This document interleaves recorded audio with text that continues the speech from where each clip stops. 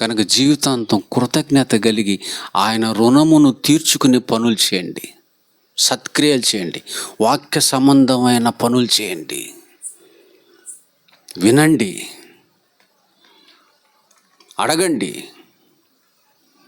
చెప్పట్లే. ఇవే తండ్రి పనులు. యేసుక్రీస్తు వారు చేసినటువంటి పనులు ప్రియులరా. ఎగిరే వాళ్ళని, కేకలు వేసేవారిని వద్దొద్దొద్దు వద్దు వద్దు. నేను ఇదివరకు ఉండేవాళ్ళండి.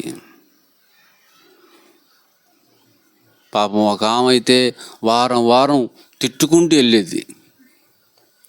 వెళ్ళేదండి.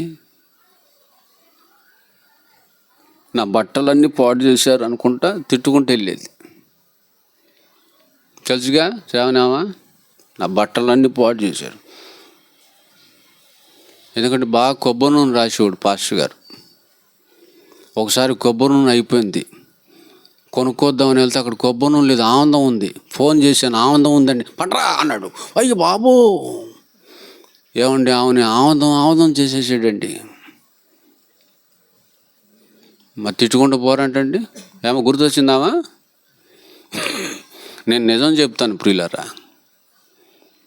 పాపం ఇప్పటికీ లేదండి ఆమెకి. ఏంటది? స్వస్థత. ఇంకో మాట చెప్పునా, అసలు మా అయ్యగారికి 9 రోగాలు ఉన్నాయి. 9 స్కానింగ్ చేపిస్తే బాడీ స్కానింగ్ మొత్తం 9 ఉన్నాయి.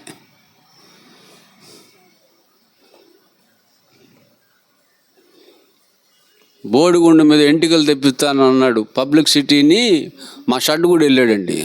ఆయనకి ఏం ఉండవులే. ఫీజు ఎంత? 500. ఈయన పేరు పిలిచాడు, లోపలికి వెళ్ళాడు. లోపలికి వెళ్తే డాక్టర్ గారికి బోడిగుండు, బయటకు వచ్చేసాడు. ఏంది బయటకు వచ్చాడు? ట్రీట్మెంట్ చేయించుకోపో అన్న. ఏదన్నా చేయించుకునేది, ఆడికే లేపో. 500 లాస్ మాకేడా అండి. నీకు స్వస్థత కావాలంటే డైరెక్ట్ నీ తండ్రిని అడుగు. ఆయన ఎవరు? మీ నాన్న. ఆయన అడుగు. ఆయనకి ఇష్టమైతే స్వస్థపరచడా నిన్ను? నాకు ఇష్టమే నీవు శుద్ధుడవు. ఆయనకి ఇష్టమైతే స్వస్థత. ఏదైనా సమస్య ఉందా? డైరెక్ట్ చెప్పు ఆయనకి. మధ్యలో పూజారులు ఎందుకు నీకు? నువ్వే పూజారివి.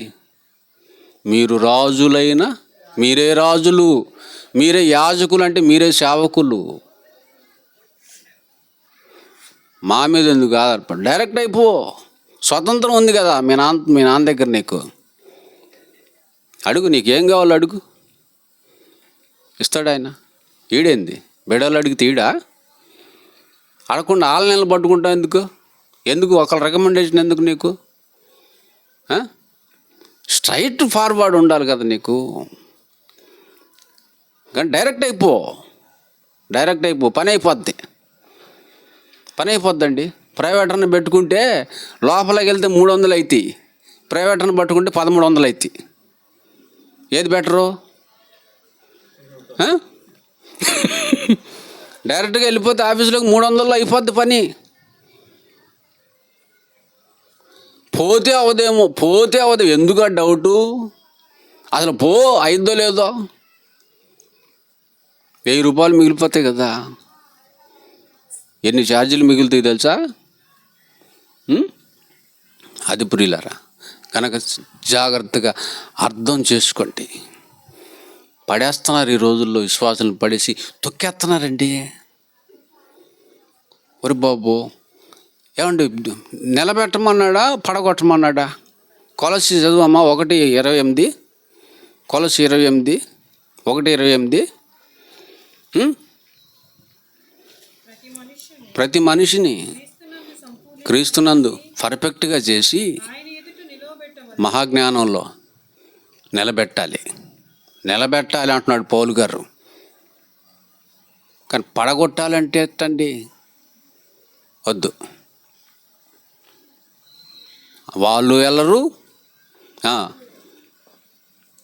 వాళ్ళ అభిమానులు, వాళ్ళ ఫ్యాన్స్ కూడా వెళ్ళరు. మరి మీరు వాక్యానికి ఫ్యాన్స్,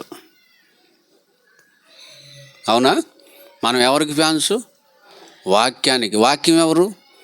యేసుక్రీస్తు వారే వాక్యము. ప్రియులారా,